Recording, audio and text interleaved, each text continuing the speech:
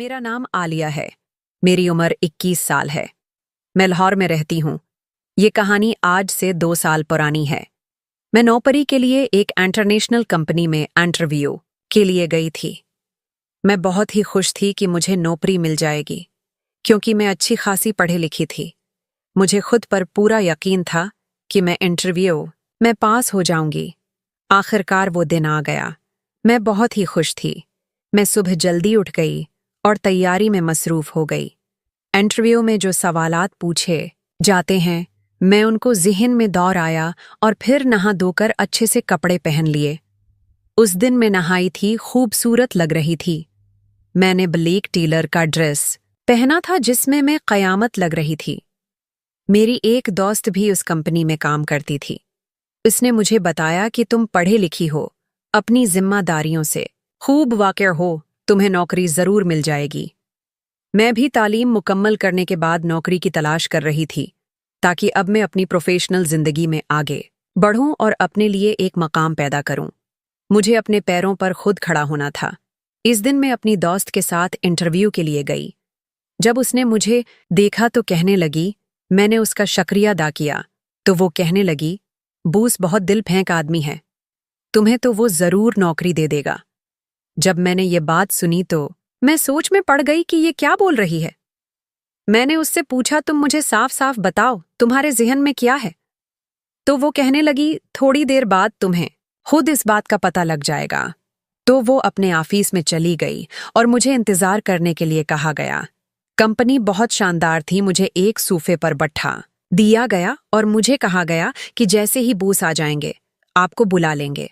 आधे घंटे बाद मुझे कहा गया कि आप 3rd फ्लोर पर चली जाएं। बूस आ गए हैं, वहां आपका इंतजार कर रहे हैं। मैंने अपने हैंड बैग उठाया और लिफ्ट लेकर 3rd फ्लोर पर पहुंची। जब मैंने आसपास नजर दौड़ आई तो मुझे बहुत हैरानी हुई, क्योंकि सारा फ्लोर खाली था। हर मैंने कहा, छोड़ो इस बात को, जिस काम के लिए आई हूं वो पूरा करूं।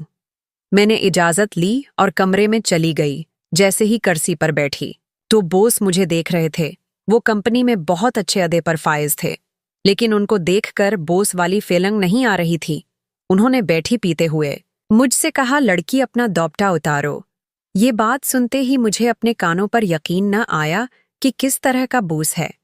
मैंने कहा, मैं यहाँ इंटरव्यू देने के लिए आई हूँ, आप ये क्या बोल रहे हो? तो वो बड़े तकबूल बड़े लाजे में बोला, तुम्हें नौकरी नहीं चाहिए क्या? मुझे उसने ये कहा तो मैं गीलरी सूरस में मुब्तला हो गई, क्योंकि मुझे नौकरी की नियायत, मेरे हालात कुछ ऐसे थे कि मुझे पैसों की सख्त जरूरत थी।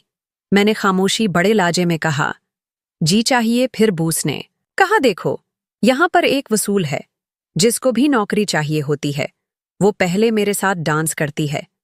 मैं पहले तो हैरान हुई कि ये कैसा रूल है, लेकिन फिर मैंने सोचा, डांस ही का तो बोल रहे हैं, उसमें कौन सा कोई बड़ी बात है।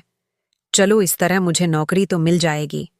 लेकिन बूस के जहन में तो कुछ और ही था। मैं पहुंची तो घर में बूस के अलावा कोई नहीं था।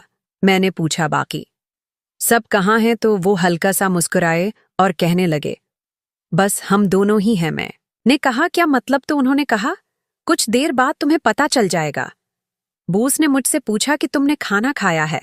मैंने कहा, नहीं, मैं घर से कुछ खाकर नहीं आई। मैं मुकम्मल तौर पर हैरान हो गई जब मैंने देखा कि बूस खुद किचन में अकेली खाना बना रही हैं।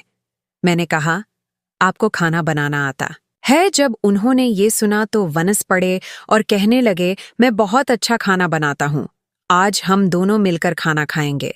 मैंने कहा कि मैं आपकी थोड़ी सी मिलत करूं। दोनों ने कहा, नहीं नहीं, मुझे जरूरत नहीं। कुछ देर के बाद बूस ने डाइनिंग टेबल पर खाना लगाया और हम दोनों ने अपना पेट बढ़ा।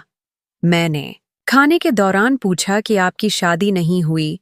तो वो दिखी अंदाज में बोले, मेरी शादी हुई थी, मेरे 2 बच्चे भी हैं। मैं अपनी जिंदगी में आई थी, खुश था, लेकिन ये खुशियां कुछ उर्से के लिए मेरे नसीब में थी। मेरी असदार करने पर उन्होंने बताया कि मेरी बीवी ने मुझे बहुत बड़ा धोखा दिया और वो मेरी पीठ पीछे अपने आशिक से मिलती रही।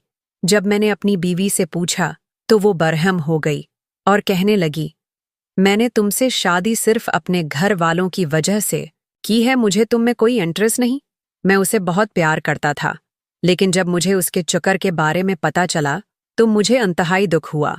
मैंने उसे बहुत रखा कि इससे हमारी रिश्ते को अपामाल मत करो, शादी का मजाक मत बनाओ। लेकिन उसने मेरी एक न सुनी और आखिरकार मुझसे तलाक ले ली और दोनों बच्चे भी मुझसे छीन लिए। रात काफी गयारी थी और मौसम भी बहुत खराब हो चुका था। मैंने कहा, मुझे चलना चाहिए। लेकिन जब मैंने एक नज़र मौसम की तरफ देखा तो जोरों से बारिश होने लग गए, जिसकी वजह से मेरा निकलना मुश्किल था। उसने कहा, तुम ऐसा करो, मौसम बहुत खराब है, सुबह होते ही अपने घर चली जाना। अब मेरे पास कोई चारा न था, लिहाजा मैंने उसकी बात मानी। सुबह होते ही बॉस ने मुझे मेरे घर छोड़ दिया और मुझे कहा कि कल से निकरी पर आ जाना। इस तरह मेरे दिल में अपने बॉस के लिए देर सारी इज्जत बढ़ गई, क्योंकि वो नहाई दरवेश किस्म के आदमी थे। जो इल्जाम मेरी दोस्त ने लगाया था वो बिल्कुल झूठा था। अब हम दोनों कुछ वक्त के बाद अच्छे दोस्त बन गए थे। उस कहानी से हमें ये सबक मिलता है कि दुनिया में अच्छे इंसान भी मौजूद है, जो किसी मजबूर का फायदा नहीं उठाते बल्कि उसकी मदद करते हैं।